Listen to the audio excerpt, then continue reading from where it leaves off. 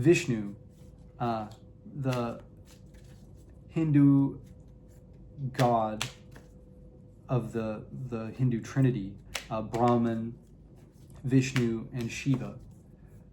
And one of his incarnations was into two brothers. And the brothers were, I forgot their names. Maybe I'll put some videos in the description box below. One on the mind, the bicameral mind, and one on these brothers. But the two brothers represented, one was like the humanity side, and the other was like the God side.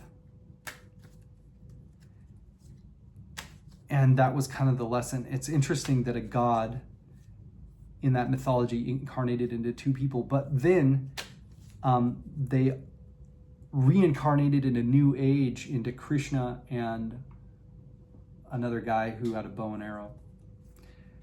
And so that happened again. I didn't realize that in any mythologies that a god would incarnate into two people at the same time.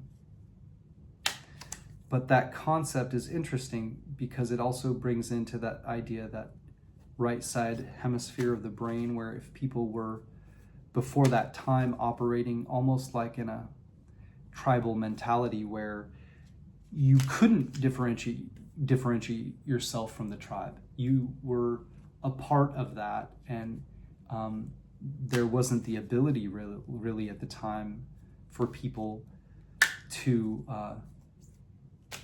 think in those terms. What happened to the tribe happened to you, and it was just a part of how things worked.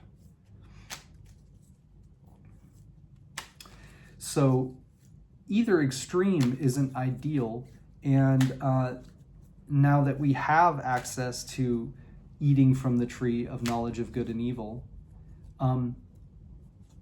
without access to one's gods or ancestors or this grandmother, the royal grandmother or the motherly king in Changing Line 2, that one is grieving, but then one receives a reward or gift from the motherly king. So it's kind of like that idea of inspiration coming in, and you want to be able to coordinate the two things.